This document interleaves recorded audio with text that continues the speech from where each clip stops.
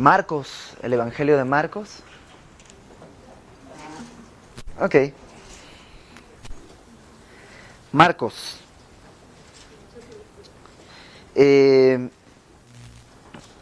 alguna vez, bueno, dentro de tu Biblia, si la primera vez que yo leí la Biblia, no era cristiano ni mucho menos. De hecho, el deseo más grande de mi vida era poder ser ateo. O sea, el ser ateo era mi meta, era el propósito de mi vida. Y un día estaba en la escuela, tendría, no sé, 17 años probablemente. Y un amigo mío, Zacarías, que él era cristiano, llevaba un libro que tenía forma de libro y cara de libro y parecía un libro normal. Y era un Nuevo Testamento, pero yo tenía la idea que una Biblia tenía que parecer Biblia, o sea, tener papel delgadito y toda la cosa. Pero este era un libro con cara de libro, entonces le pregunté, ¿y eso? Yo leía mucho en esa época. Y me dijo, pues es una Biblia, era un Nuevo Testamento. Y le dije, oye, cuando acabes de leerlo me lo prestas, ¿no? Porque nunca he leído y quisiera leer de qué se trata. Y agarra y me lo da y me dice, pues toma, quédatelo. Y pues yo le dije, no, lo termino de leer y te lo regreso. Y pues llegué a mi casa y muy emocionado yo no tuve educación religiosa. Mis papás nunca me llevaron a la iglesia, ninguna iglesia. Y entonces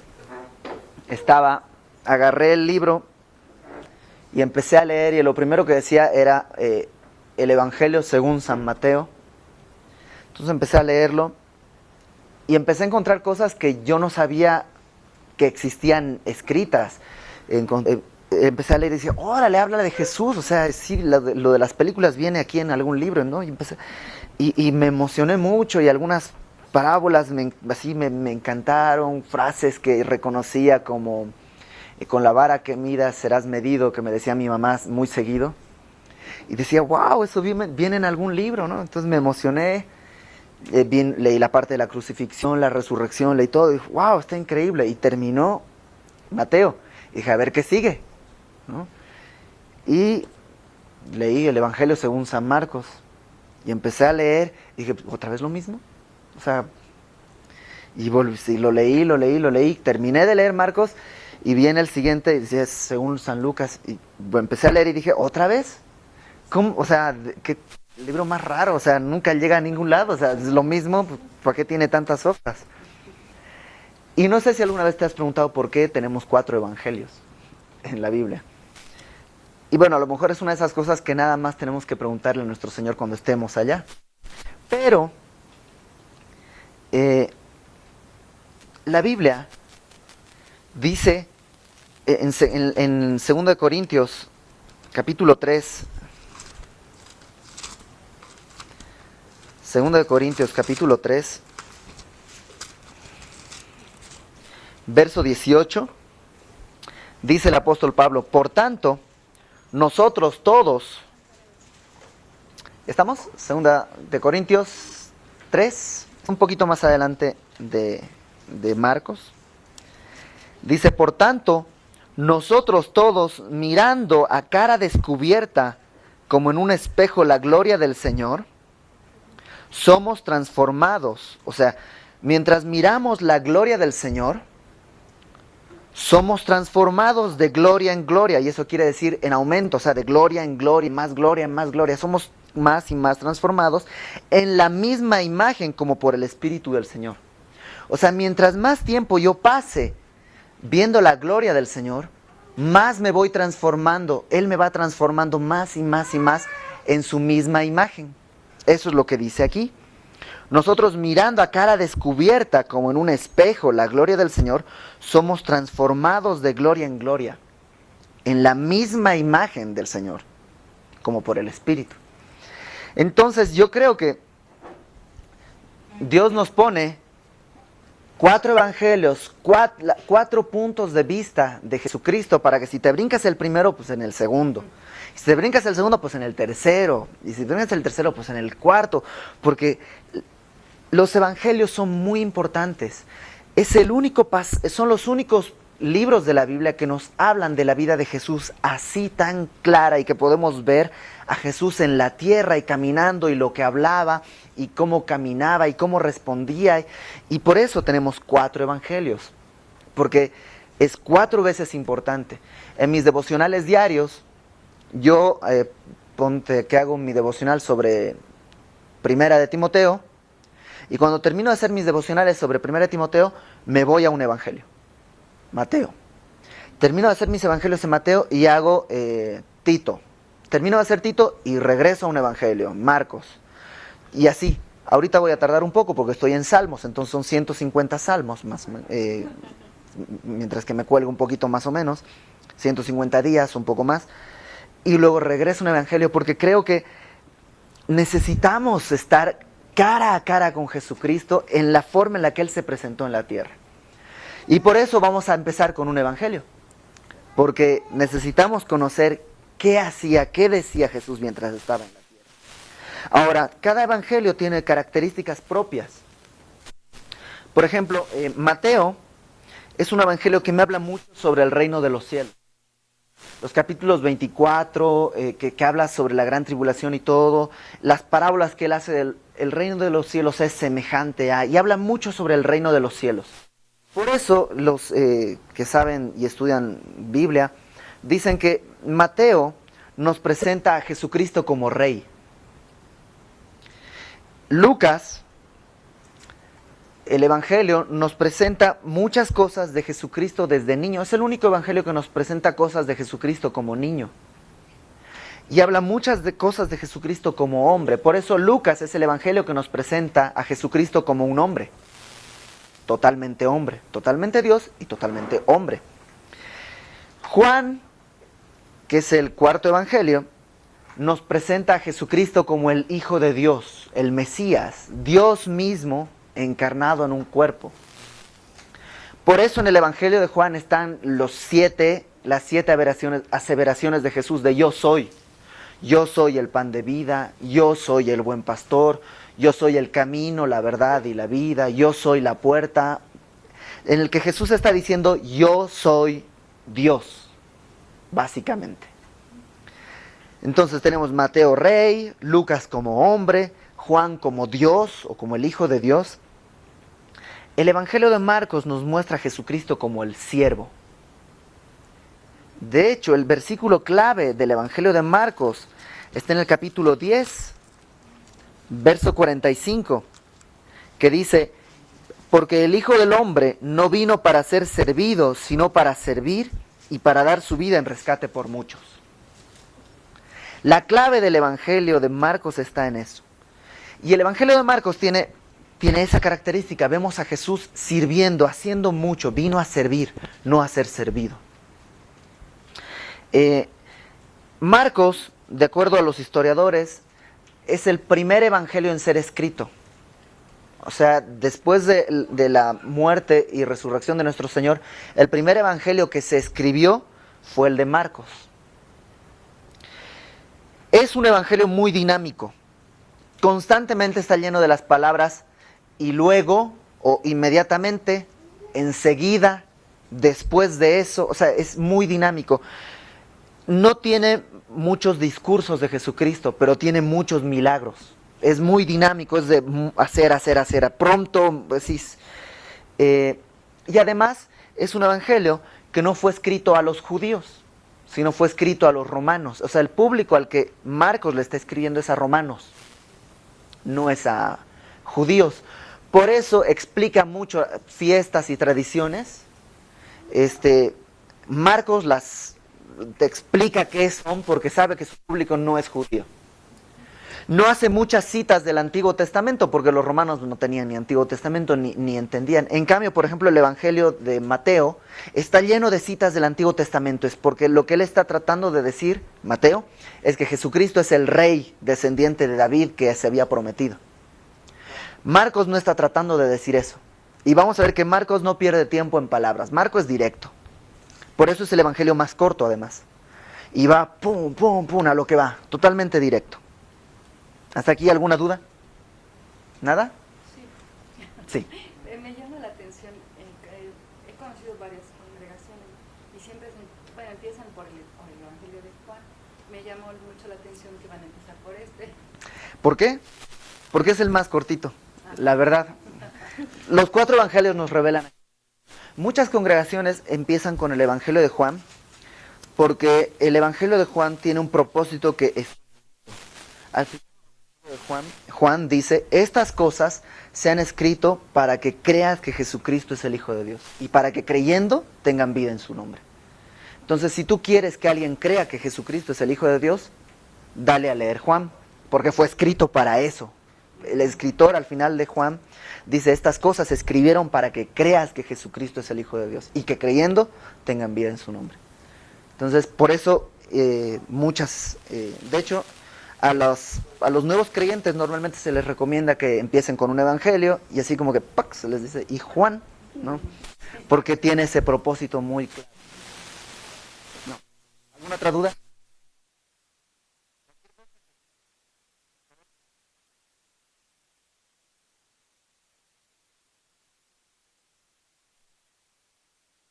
¿Quién era Marcos?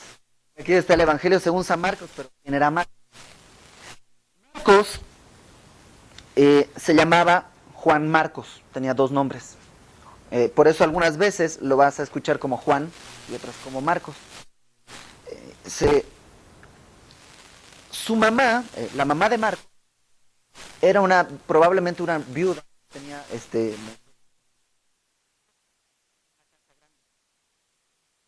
en el libro de Hechos, acompáñame a Hechos, capítulo 12,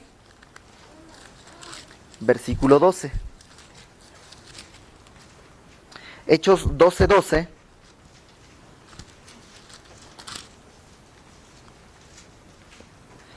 La iglesia, ¿te acuerdas? No sé si conocen esta historia, cuando encarcelan a Pedro, ¿no? Y están orando porque salga Pedro de la cárcel y bueno, un ángel saca a Pedro de la cárcel y va Pedro y toca la puerta, ¿no? Y va una mujer, ¿no? Y una niñita y pregunta, ¿quién es? Pedro. Y ella así, Pedro, de gozo agarra y se regresa y no le abre la puerta a Pedro, ¿no? Y llega con donde están todos los discípulos, están orando, Señor, saca a Pedro, Señor, tú tienes el poder de sacar a Pedro, confiamos en ti, Señor, tú eres grande, tú eres poderoso. Y llega y le dice, Pedro está aquí en la puerta. No, Pedro está en la cárcel. Señor, tú te eres poderoso. No, está aquí. No, viste un fantasma, ¿no? Bueno, en la casa en la que están reunidos, es la casa de la mamá de Marcos. Hechos 12:12 dice, habiendo considerado esto,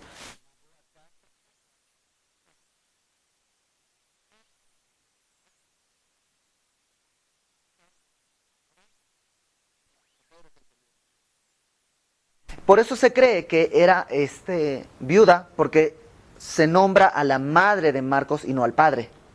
Se cree que era viuda. Y tenía una casa grande para reunir a la iglesia. Entonces se cree que tenía dinero.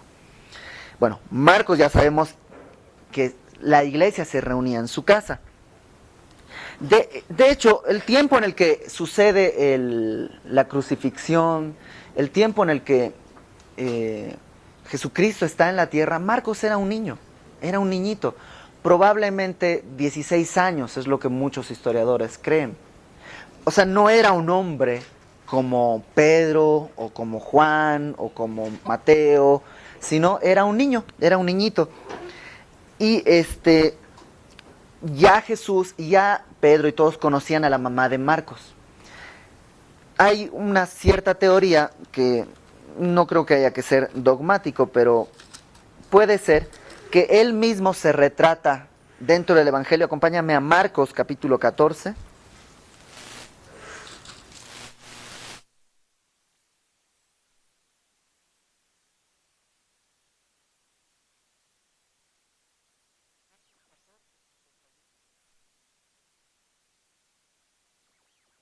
Cuando ya Jesucristo está en Getsemaní y ya fueron los romanos a arrestarlo, están arrestando, los discípulos están ahí, vienen los romanos, Pedro saca la espada, le corta la oreja a Malco, al oficial del sumo sacerdote, y salen corriendo todos, ¿no? De hecho, en el verso 50, de ahí de Marcos 14, dice, todos los discípulos dejándole huyeron, 51, pero cierto joven le seguía, cubierto el cuerpo con una sábana, y le prendieron, mas él, dejando la sábana, huyó desnudo. Muchos creen que este que huyó desnudo es Marcos. ¿Por qué estaba desnudo y por qué estaba con una sábana? Porque esto sucedió de noche. Entonces, lo que se cree es que Marcos estaba en su casa y de pronto empieza la noticia de que van a arrestar a Jesús, y él, como niñito, su mamá probablemente también fue a ver qué pasaba, y él agarró una sábana y salió corriendo para ver qué era lo que pasaba. Y llega justo cuando empieza el zafarrancho armado por Pedro y los arrestas y no sé qué, y todos salen corriendo, y ahí es cuando él está. Por eso él no dice quién, no dice nada, dice un joven. La palabra joven habla de un jovencito. Le seguía y lo agarran, y aparentemente es él el que está ahí, que él mismo se retrata, diciendo, una forma de decir, y yo también fui cobarde, y yo también salí corriendo, ¿no? Marcos no fue uno de los apóstoles, era un niñito en esa época. Ahora, Marcos tenía un tío. ¿Alguien sabe cómo se llamaba el tío de Marcos? Bernabé. Bernabé, este compañero de Pablo en Hechos, que viajó con el que viajaba, hizo todo el primer viaje misionero, era el tío de Marcos. De hecho, acompáñame. ¿Cómo sabemos primero? Para que no pienses que te estoy dando falsos datos. En Colosenses 4, al final de Colosenses, cuando Pablo está dando los saludos, dice, os saluda Lucas, el médico amado, y Demas. Colosenses 4:10. Aristarco, mi compañero de prisiones, os saluda. Y Marcos, el sobrino de Bernabé, acerca del cual habéis recibido mandamientos. Entonces, por eso sabemos que Marcos era sobrino de Bernabé. Ahora, Bernabé y Pablo iban a hacer el primer viaje misionero. Y se llevan consigo a Juan Marcos. Eso lo puedes ver en Hechos 13:5 y 12:25. Ahí está cuando Pablo y Bernabé se llevan a Marcos. Pero ¿qué pasa? Que Marcos todavía era un chavito. Tal vez ya no 16 años, un poquito más, pero todavía era joven. Entonces algo sucede que a la mitad del viaje Marcos se regresa. Y se quedan Pablo y Bernabé y siguen el viaje misionero. Pero Marcos se regresa a su casa. Y por eso cuando van a iniciar el segundo viaje misionero, Pablo le dice a Bernabé, vamos a ver las iglesias que se fundaron, a ver cómo están. Y Bernabé le dice, ok, vamos a llevar a Marcos. Y Pablo le dice, no, porque nos quedó mal la primera. Y dice la Biblia, en Hechos 15,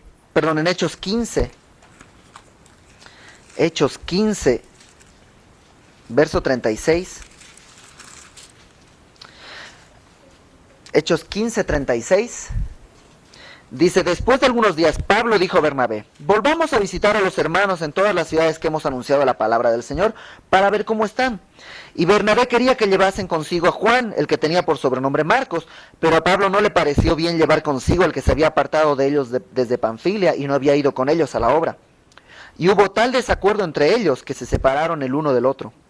Bernabé, tomando a Marcos, navegó a Chipre, y Pablo, escogiendo a Silas, salió encomendado por los hermanos del Señor y pasó, etcétera, etcétera, etcétera. Entonces, ahora sí que Batman y Robin, Pablo y Bernabé, que habían hecho un trabajo increíble, de pronto se pelean por culpa de Marcos. Porque Bernabé dice, vamos a llevar a Marcos, y Pablo dice en él, y Bernabé le dice, sí, pues es mi sobrino, o sea, agarra la onda. Y Pablo dice, no, nos dejó plantados, y no me voy a... Y dice que tuvieron tal desacuerdo que Batman y Robin se separan. Y Pablo se une con Silas y va para allá. Y Marcos se une con Bernabé y va al otro lado, a Chipre. Ahora, ¿qué sucede con Bernabé? Perdón, ¿qué sucede con Marcos? Marcos, lo más probable, de acuerdo a lo que algunos historiadores y algunos escritores plantean, es que Marcos se unió a Pedro, al apóstol Pedro, y estuvo trabajando con él. Algunos historiadores del primer siglo dicen que Marcos era su vocero, el vocero de Pedro.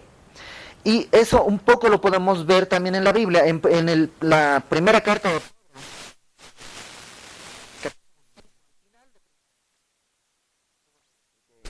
que no hagan caer la pelota, tiró la pelota, la regó. Pero Dios es fiel. Y Marcos la regó, pero buscaba a Dios de corazón sincero. Entonces lo que hace Dios es usar esa división, Batman y Robin, y lo multiplica en la Liga de la Justicia, ¿no? O sea, toma a Marcos y lo junta con Pedro.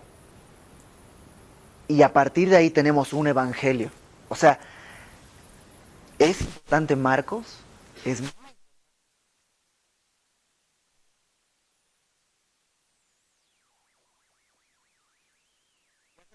entonces, ¿quién es Marcos? ¿Y por qué tenemos 4 evangelios? ¿No? El evangelio según Marcos, capítulo 1, dice: principio del evangelio de Jesucristo, Hijo de Dios. Marcos no pierde el tiempo. O sea, Marcos no tiene teología, no tiene nada. Marcos dice, principio del evangelio. ¿Evangelio qué quiere decir? Buenas noticias. Principio de las buenas noticias de Jesucristo. O sea, lo que dice es, te voy a contar las buenas noticias de Jesucristo. Hijo de Dios. Tan tan. O sea, no pierde tiempo en tratar de demostrarte si es hijo de Dios. No, él dice, es hijo de Dios y se acabó. No tiene, no va más allá de eso. Como está escrito en Isaías el profeta, he aquí, yo envío mi mensajero delante de tu faz, el cual preparará tu camino delante de ti. Voz del que clama en el desierto, preparad el camino del Señor, enderezad sus sendas. Lo segundo que dice, verso 2, es como está escrito en Isaías el profeta. Esto del Hijo de Dios y del Mesías no es un invento nuevo. El Evangelio no es un invento nuevo. Dice, lo primero que dice es, te voy a hablar de las buenas noticias de Jesucristo, el Mesías, el Hijo de Dios, Dios mismo hecho carne, como está escrito. ¿Cuál? Y viene aquí 2 profecías, una de Malaquías y una de profecías. La de Malaquías dice, he aquí yo envío mi mensajero delante de tu faz, el cual preparará tu camino delante de ti. Voz del que clama en el desierto, esto ya es Isaías, preparad el camino del Señor, enderezad sus sendas. ¿De qué está hablando? Básicamente, cuando un rey venía, habían heraldos enfrente.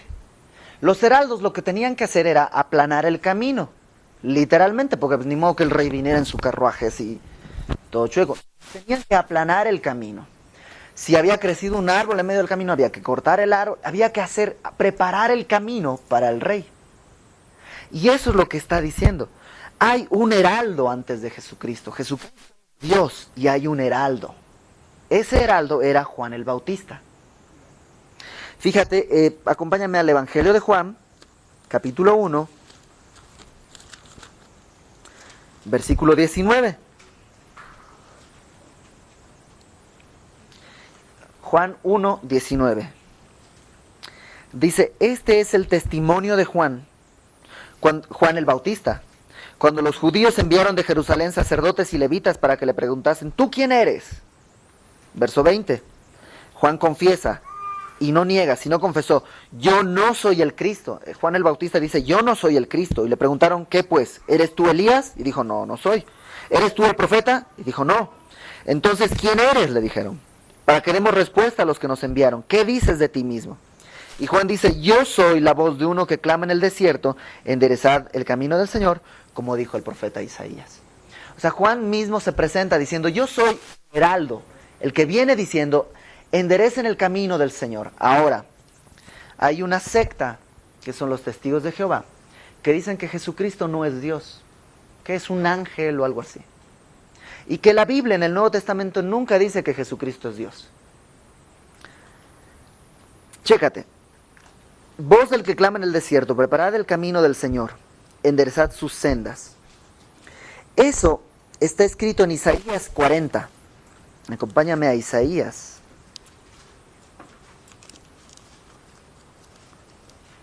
Isaías 40, versículo 3. Isaías 40, 3 dice, eso es de Isaías, de aquí lo sacó.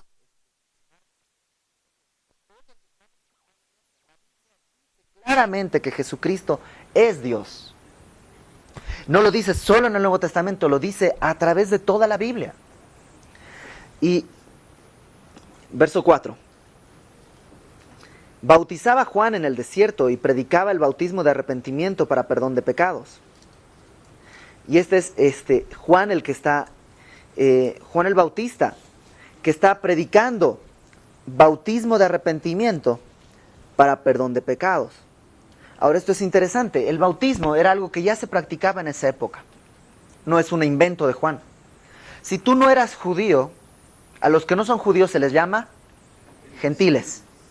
Si tú eras un gentil, o sea que no eras judío, y querías volverte judío, tenías que bautizarte y hacerte la circuncisión y cumplir una serie de ritos, pero uno era bautizarte.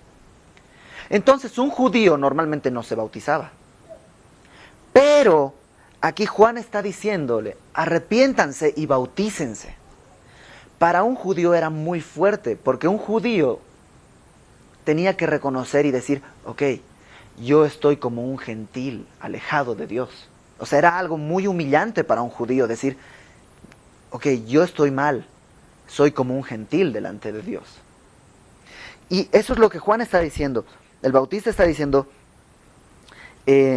arrepiéntanse para el perdón de pecados. Y dice verso 5, salían a él toda la provincia de Judea y todos los de Jerusalén, y eran bautizados por él en el río Jordán, confesando sus pecados. Y la palabra confesar literalmente quiere decir ponerse de acuerdo. O sea, confesar un pecado no es decir sí pequé. Eso no es confesar. Confesar un pecado es ponerte de acuerdo con Dios. A lo que Dios le llama pecado, yo le voy a llamar pecado. Lo que Dios dice que está mal, yo le voy a decir que está mal. No es decir sí pequé y en mi corazón pues no pasa nada. No, eso no es confesar pecados. Confesar pecados es reconocer que si Dios dice que está mal, ok, yo digo que está mal, entiendo que está mal, nos ponemos de acuerdo, está mal, perfecto, entonces estoy mal. Y eso es confesar, no sé si me explico. Entonces dice, salía toda la provincia de Judea y todos los de Jerusalén y eran bautizados por él en el río Jordán, confesando sus pecados. Y Juan estaba vestido de pelo de camello y tenía un cinto de cuero alrededor de sus lomos. Imagínate, vestido de pelo de camello, o sea, era algo áspero. No era elegante, era medio gacho. Tenía un cinto de cuero alrededor de sus lomos, un cinturón de cuero. Comía langostas, y no estamos hablando de langostas de mar, ¿no? Sino de las que vuelan y comen sembradíos, ese tipo de langostas. Comía langostas y miel silvestre. Y predicaba, o sea, era un cuate súper raro. O sea, no lo podías confundir con, o sea, no era como que... ¿Cuál era el Bautista? No, pues, o sea, es ese, ¿no? O sea, el que huele a miel, a langostas y a camello. ¿No? Era muy fácil de identificarlo. Y predicaba diciendo, viene tras mí el que es más poderoso que yo, a quien no soy digno de desatar encorvado la correa de su calzado. Yo a la verdad os he bautizado con agua, pero él os bautizará con Espíritu Santo. Y eso es lo que el Bautista está diciendo. Viene tras de mí uno que es más poderoso que yo. Yo no soy el Mesías, yo soy el heraldo, y el que viene detrás de mí es mucho más, o sea, yo ni tirado al piso soy digno de tirarme, no soy digno ni de arrodillarme a sus pies. Ahora, acompáñame por favor a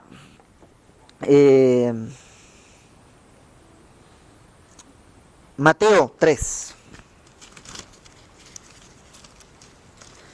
Mateo 3, versículo 4. Es un poquito antes, nada más. Mateo 3, versículo 4. Es esta misma escena, pero nos da un poquito más de luces de quién era el Bautista y qué era lo que estaba haciendo. Mateo 3, versículo 4 dice, Juan estaba vestido de pelo de camello y tenía un cinto de cuero alrededor de sus lomos, y su comida era langostas y miel silvestre. O sea que Marcos no está exagerando, ¿no? Ya está confirmado por otra fuente. Y salía él, Jerusalén y toda Judea y toda la provincia de alrededor del Jordán, y eran bautizados por él en el Jordán, confesando sus pecados. Verso 7. Al ver él que muchos de los fariseos y de los saduceos venían a su bautismo, les decía: generación de víboras, ¿quién os enseñó a huir de la ira venidera? Haced pues frutos dignos de arrepentimiento, y no penséis decir dentro de vosotros mismos: a Abraham tenemos por padre, porque yo os digo que Dios puede levantar hijos a Abraham aún de estas piedras. Y ya también el hacha está puesta a la raíz de los árboles, por tanto todo árbol que no da buen fruto es cortado y echado en el fuego. ¿Sabes qué? Juan está predicando esto de arrepiéntanse a todos, a la gente civil, pero también a los religiosos, a los fariseos y saduceos. ¿Quiénes eran los fariseos? Los fariseos eran los más religiosos de todos los religiosos. Esos decían que cumplían la ley puntos y comas, a capa y espada, completamente. Los fariseos eran personas que realmente, viéndolos, no les encontrabas un defecto. Y a esos, el Bautista les está diciendo: arrepiéntanse, generación de víboras. Les está diciendo a los civiles y les está diciendo a los religiosos. Ahora imagínate, tú eres fariseo. El equivalente ahora sería que tú eres un ministro que se viste bien, corbata, ¿no? Habla bien, ha estudiado en 3 o 4 institutos bíblicos, estudiaste todas las materias que tienen nombres difíciles, como apologética, hermenéutica, todos los que tienen nombres difíciles, ya estudiaste y sacaste. O sea, eres el ministro picudo, ¿no?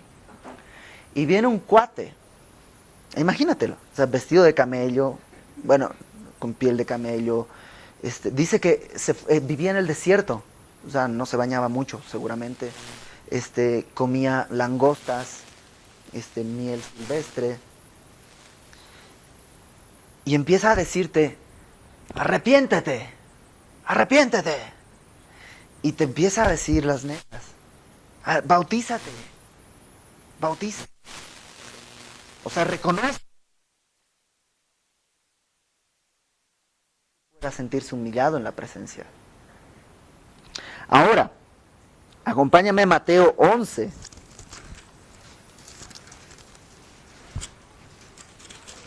Para ver otro aspecto del Bautista.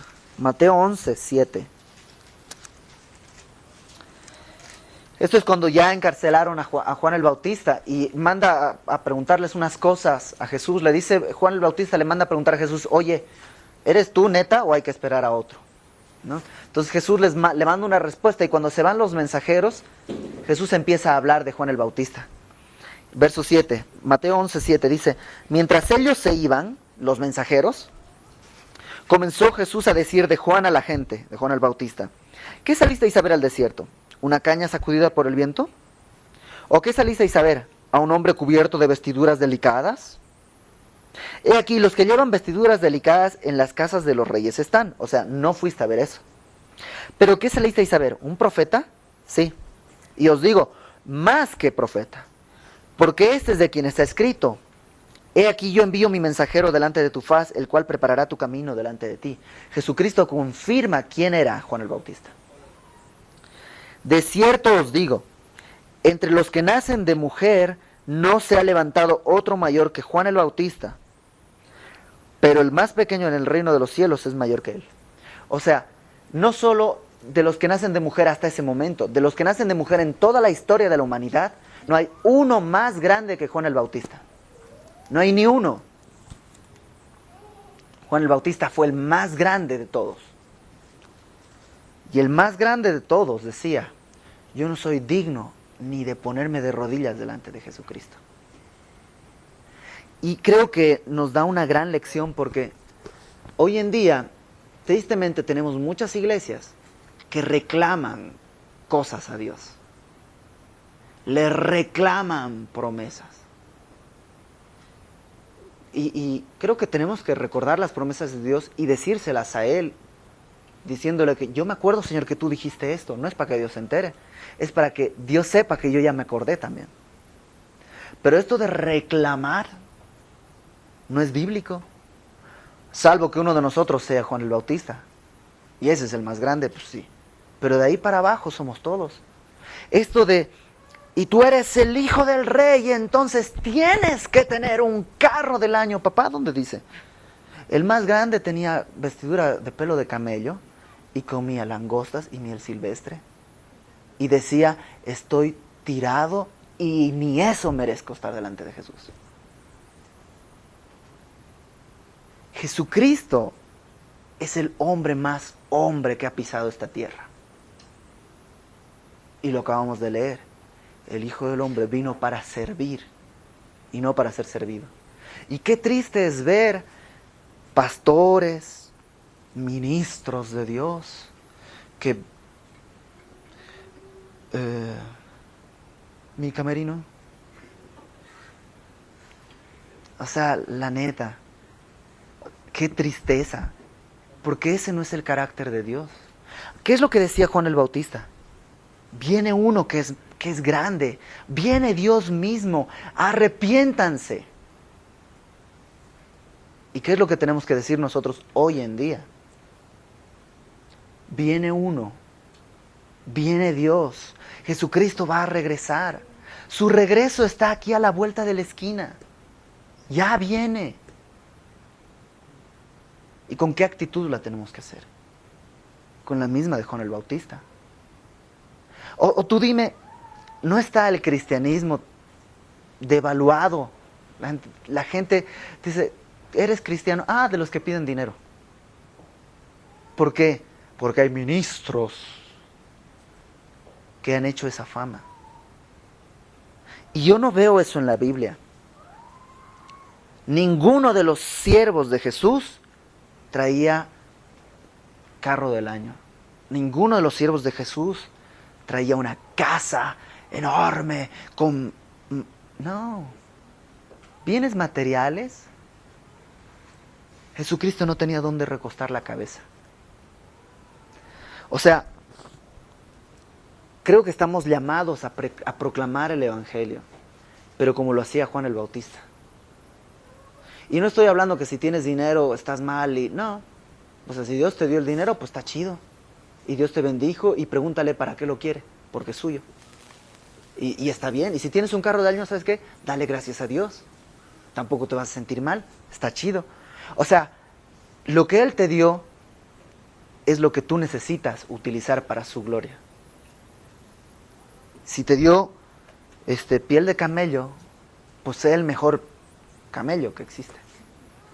Si te dio seda, pues pon esa seda para los pies de Jesús también. Y vamos a terminar con... Dice, yo a la verdad los he bautizado con agua, pero Él los bautizará con Espíritu Santo. La palabra bautizar es sumergir. Literalmente quiere decir sumergir. Y por eso el bautizo que hacemos tiene que ser sumergirse, ¿no? Porque si no, no es bautizo. Es ¿cómo se dice? Sí, te chisguetearon, o no sé. Te rociaron, pero no te bautizaron. Bautizo tiene que ser. Ahora, ¿en el bautizo hay alguna magia? No, no pasa nada. Es simplemente demostrar abiertamente y decir, yo necesito de Jesucristo. Es así de sencillo. Pero, dice Juan, yo nomás los bautizo con agua. El que viene detrás de mí los va a bautizar o sumergir en el Espíritu Santo. O sea, vas a nadar en Espíritu Santo. Va a llenar tu vida, te vas a ahogar en Espíritu Santo. Y eso se cumplió después. Y ya hablaremos sobre qué es el bautizo del Espíritu Santo después. Verso 9. Aconteció en aquellos días, cuando Él está haciendo esto, que Jesús vino de Nazaret a Galilea. Y esto es interesante, porque hay una gran diferencia. Al Bautista había que ir Si te fijas, verso 5, salían a él de toda la provincia. Pero Jesús no. Jesús viene. A él no tienes que ir porque no puedes ir. Él viene a ti. Él tomó la iniciativa. Él vino, bajó y él vino. Jesús vino de Nazaret de Galilea y fue bautizado por Juan en el Jordán. Ahora la pregunta es, ¿Jesucristo tenía que arrepentirse de algún pecado? ¿No? ¿Y por qué entonces se tuvo que bautizar?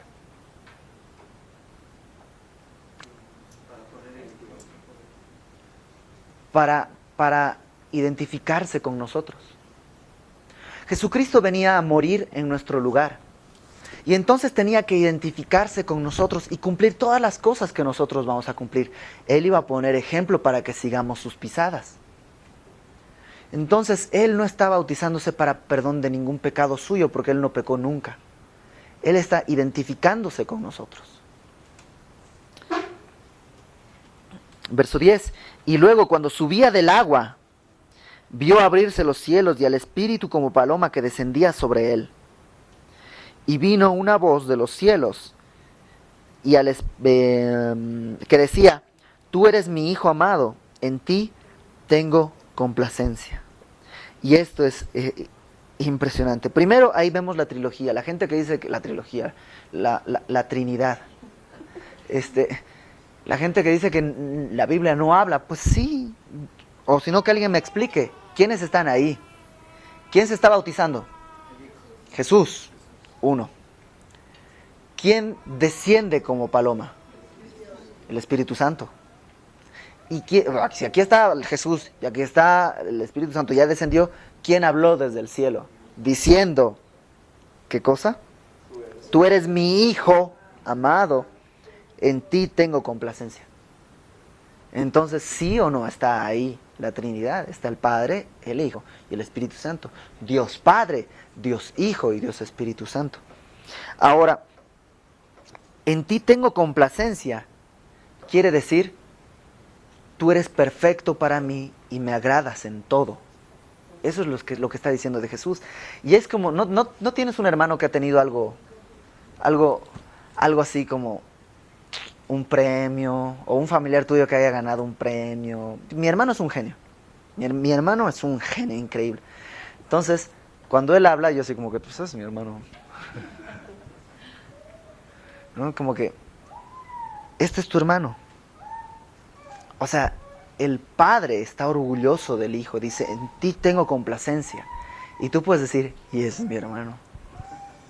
O sea, es mi hermano. Puedes estar orgulloso de Jesús. Pero hay una cosa más. Dice Romanos 6:23. Romanos 6:23 dice,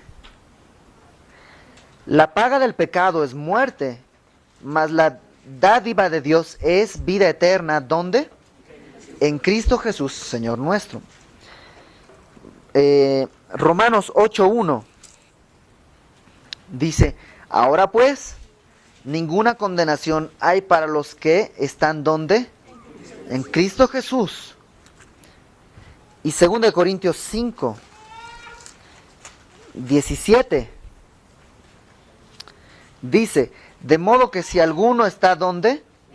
En Cristo, nueva criatura es, las cosas viejas pasaron, he aquí todas son. O sea, si tú estás en Cristo, el Padre también dice de ti, tú eres mi Hijo amado, en ti tengo complacencia, porque te ve que a través de Jesucristo. No sé si me explico. El Padre cuando ve a Jesús dice, en ti encuentro complacencia completa. Ahora, si yo estoy en Él, porque el que está en Cristo, nueva criatura es, porque en Cristo no hay ninguna condenación, yo estoy en Él, entonces Dios cuando me ve a mí, también me dice, tú eres mi Hijo amado, y en ti tengo complacencia, entra al gozo de tu Señor. O sea, ¿y por qué? Porque así como Él vino a identificarse con nosotros los pecadores y se hizo bautizar, para eso. Yo puedo ahora identificarme con su santidad para poder vivir en santidad aquí y que el Padre pueda decir, en ti tengo complacencia. Y luego, ¿qué quiere decir inmediatamente? Verso 12. El Espíritu le impulsó al desierto y estuvo allí en el desierto 40 días. Y era tentado por Satanás y estaba con las fieras y los ángeles le servían. ¿No te pasa que después de una experiencia así súper increíble con Dios, te va como en feria? O que dijiste, recibiste a Jesús en tu corazón y dices, sí Señor, ahora soy tu hijo y todo, y te va como mega en feria y te va todo mal. Y es esto, o sea, después de pasar esta cosa tan increíble, o sea, se abre el cielo, viene el Espíritu Santo, se oye una voz que dice, en ti tengo complacencia, o sea, es todo increíble, y el Espíritu dice que impulsó a Jesús al desierto, y ahí estuvo tentado por Satanás. ¿Por qué? ¿Por qué vienen estos tiempos de desierto, de prueba y tan complicados? Porque son necesarios. Si tú compras un carro, ponte que te quieres comprar una camioneta, ¿no? Una de esas Land Rover, una cosa así pesada, ¿no? ¿La vas a probar en el periférico? Pues no, porque no tiene sentido probar ese carro en periférico. ¿Dónde te vas? Pues donde esté así. Y ahora, ¿estás tratando de destruir el carro o estás tratando de ver hasta si aguanta lo que dice que aguanta? ¿No? Estás tratando de exhibir, o si yo les digo, me compré una camioneta, una Land Rover de estas que sirven para meterse al safari, les voy a presumir y nos vamos en eso. ¿Para qué es? Para mostrarles lo que el carro funciona. No es para destrozar el carro, ¿no es verdad? Que yo me voy a meter en todas esas cosas. Es igual. ¿Se acuerdan de Job? Cuando viene Satanás y está con Dios y Dios le dice, ¿has considerado a mi siervo Job? Y Satanás le dice, nada, pero pues él es de chocolate. Te sirve nada más porque tú lo tienes bien, es un mercenario, te sirve por interés. Y Dios dice, ok, vas. Nada más no lo toques. Y pum, pum, pum, mueren sus hijos, se queda pobre, viene todo. Y Job dice, ¿qué cosa? Dios dio, Dios quitó, sea Dios bendito. Y luego viene Satanás y Dios le dice, ¿has considerado a mi siervo Job? Y dice, pero pues lo que pasa es que pues, cualquiera, ¿no? Piel por piel. Si le toco, ahí sí vas a ver cómo te maldice en tu propia presencia. Y es un mercenario. Y Dios le dice, ok, vas. Nada más no lo mates. Cuida su vida. Y le va como en feria a Job. Pero, al final, ¿qué es lo que pasa? Satanás tiene que callarse. Porque Job nunca le atribuye despropósito a Dios. Y al final, Job mismo dice, ¿sabes qué, Señor? De lengua me como un plato. O sea, nomás te oía de ti, de oídas te conocía. Pero ahora, mis ojos te ven. ¿Y Satanás qué puede decir? No, pues mejor me callo.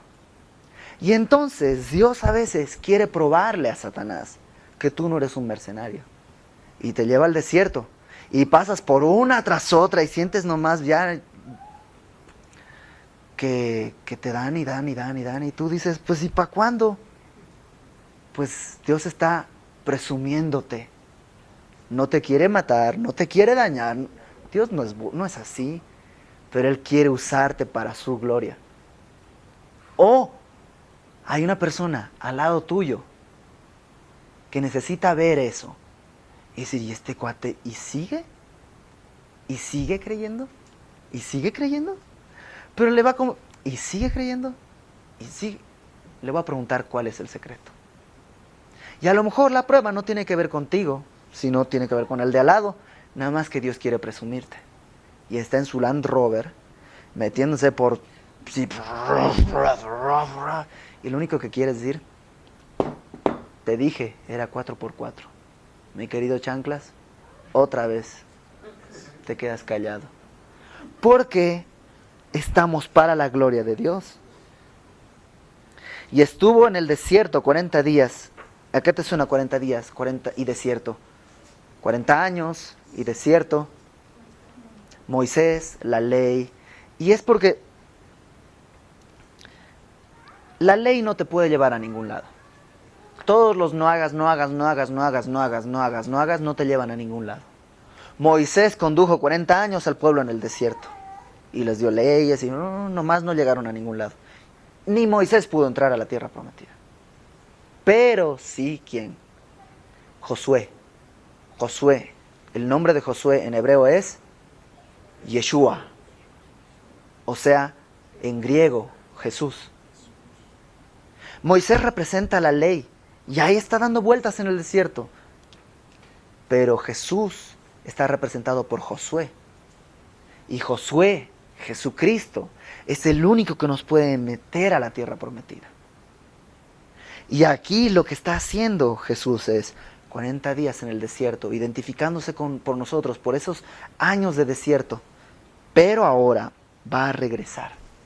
Y ahora va a regresar para poder entrar a la tierra prometida a través de Él. A través de su sangre.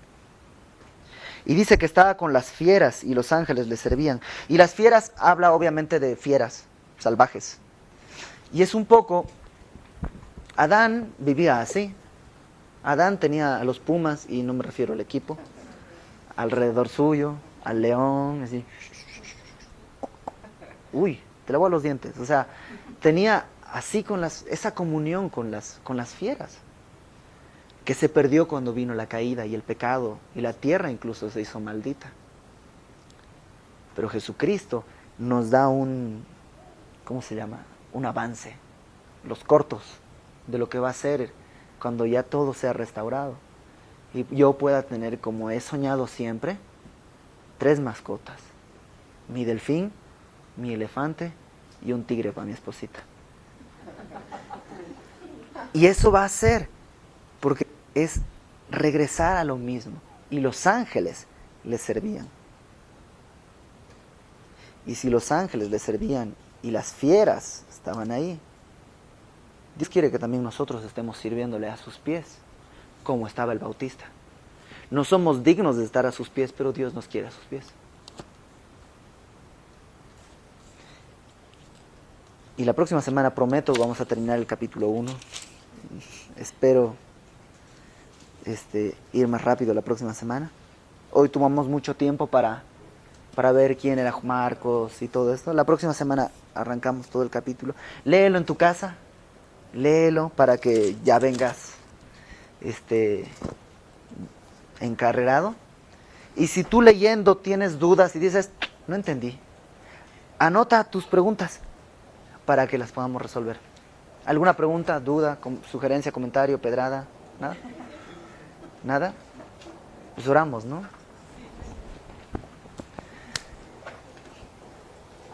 Gracias, Señor, por tu palabra, Padre, porque Señor, si el hombre más grande que nació de una mujer, Señor, no era digno de ponerse a tus rodillas, Señor, de ponerse de rodillas a tus pies, pues nosotros, Señor, no somos dignos ni de escuchar de ti, Señor, pero en tu amor tú has sido más bueno, Señor, hasta el infinito, y has querido, Señor, venir a buscarnos, Señor.